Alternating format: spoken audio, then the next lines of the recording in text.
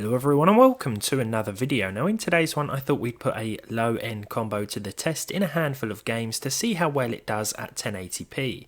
I've combined the Pentium G7400, currently one of, if not the fastest dual core processor you can buy, with an RX 6500 XT, an entry level card that didn't receive the warmest of welcomes, but in the right system with reduced settings it can still produce at least 60 FPS.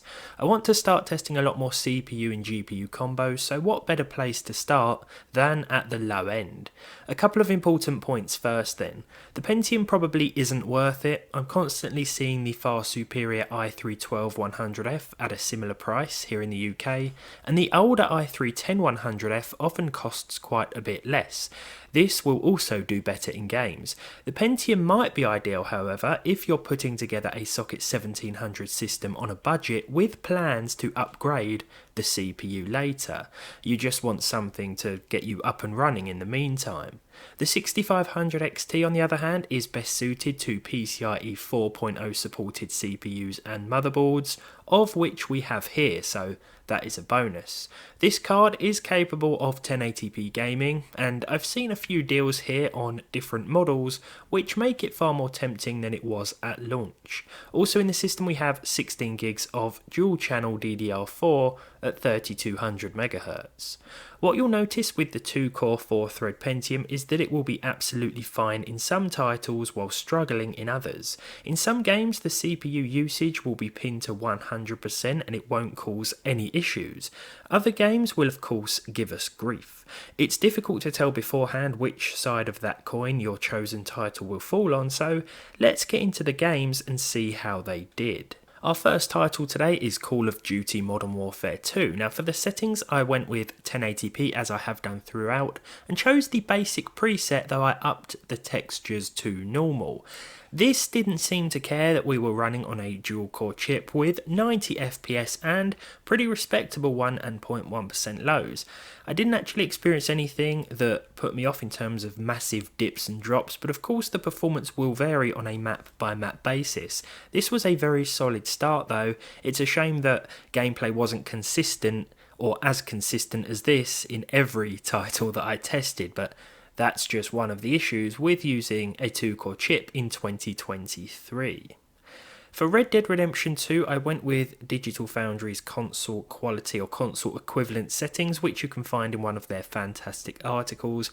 The game ran at 64 FPS with these settings, and again the 1.1% lows were really solid. There were no issues here even in busier towns like Valentine, which in the past has given me problems on CPUs with lower core counts. I think it's because this CPU is so strong in terms of single core performance that it holds up quite well in some games despite the high CPU usage.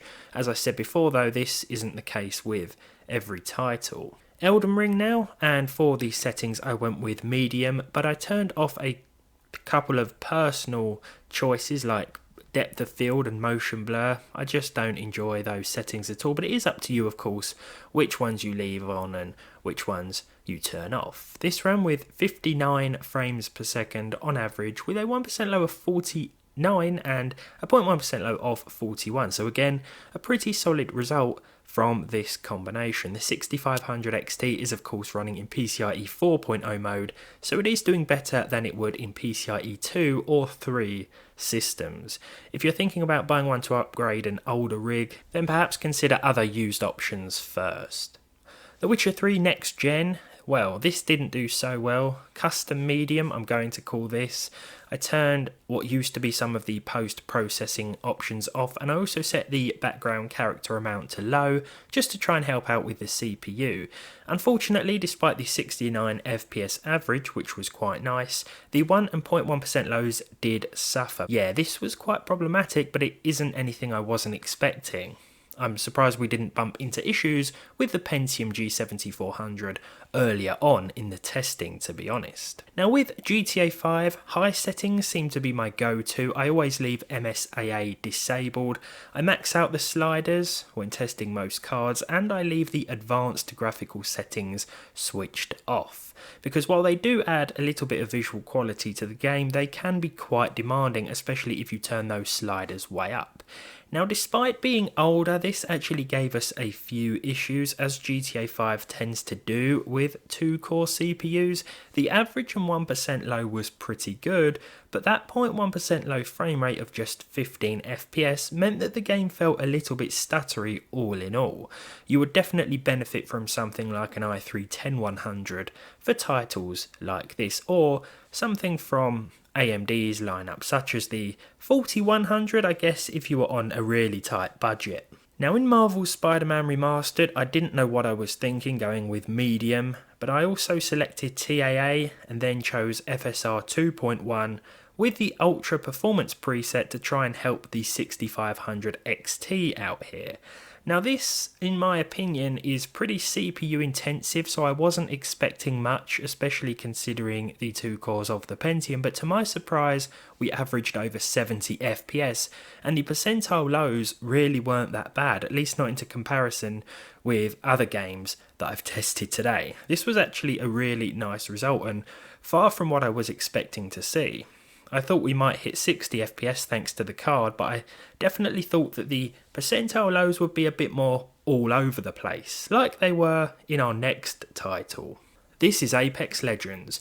Now, this had a bit of a problem with the high textures, TSAA and everything else set to lowest. It didn't really matter what I chose here, because when first firing up any game, the percentile lows were terrible. The game was stuttering so much, the CPU usage was pinned at 100%, but after, I'm going to say about 4 to 5 minutes, 425, not 45, the frame rate sort of evened out a little bit and the game became a lot more bearable. That said, this is a competitive online shooter, so in that time you could have easily been wiped out while you're waiting for your processor to play catch up, so not the best experience with this setup, I have to say. CSGO, not very demanding in terms of GPUs, but it is more CPU intensive, and we saw over 220 FPS on average here.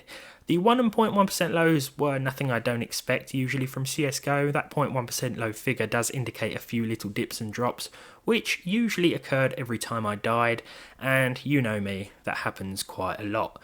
All in all though, if you wanted to play CSGO, it's going to be a pretty suitable experience, I think, on the G7400, or let's say a surprising one anyway. It's not going to be as stuttery and as juddery as you might think.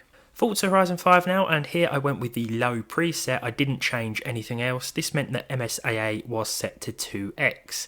Now, I think the problems with this game and this setup go beyond the 2-core limitation and the 4 gigs of GDDR6. I think this has more of a problem with the bandwidth, the X4 bandwidth of the card. It's also a 64-bit card as well, and I think that really plays about with Forza because I've tested this one with integrated graphics after assigning 4 gigs of VRAM, and it does fine at medium. You could push a few things to high. Here though, it just seems to exhibit a few dips and drops with the 6500 XT at anything higher than low. That's not to say low wasn't very playable, because it was, and in the end it was the CPU that let us down when driving through those busier areas, but just stay away from anything higher than the low preset with a card like the 6500 XT. That probably goes for the 6400 as well. Fallout 4, maybe Ultra was a bit ambitious, but the average frame rate came in at 89 FPS, the 1% low was 31, and the 0.1% low was 17. I've run this on older dual-core hyper-threaded chips in the past, with not as many issues in terms of the percentile lows, so again, I'm not sure whether this was the card or the CPU itself, but it is playable for the most part. I'd certainly recommend implementing a 60 FPS cap, which it usually has by default. Perhaps that's my fault for uncapping it within my documents, but there we go. Cyberpunk 2077 was very surprising. Of course, we had to stick with low, or the lowest settings for the sake of the card, but over 60 FPS was achievable. This was without any FSR settings enabled. Most of the issues here did of course come from the CPU itself. In those busier downtown Night City areas, that's still quite busy, even though we had crowd density set to low, there were a few dips and drops here and there, but it wasn't totally unplayable, and that was quite surprising. Another surprising game result was Battlefield 2042, 1080p with the low preset, 81 FPS on average, with decent enough percentile figures. I could still remain competitive when playing with this setup. I even got a couple of kills myself, which is most unusual. But yeah, there we go. I mean, Battlefield 2042, low preset with nothing else adjusted. And after playing a few games of Conquest on a couple of different maps, I think they were different maps anyway. Yeah, this one ran quite surprisingly. So who'd have thought it? 2 cores and the 6500 XT hitting over 60 FPS in the majority of our games today. Just a few problems with the percentile lows, which is something that a stronger CPU would help with. To finalise, we have Fortnite. This does give us a few issues anyway, in terms of stutters and frame dips, but at custom medium, which involved me turning the epic view distance and the 3D resolution up to their highest, yeah, there were a couple of little dips here and there. 94 FPS on average though.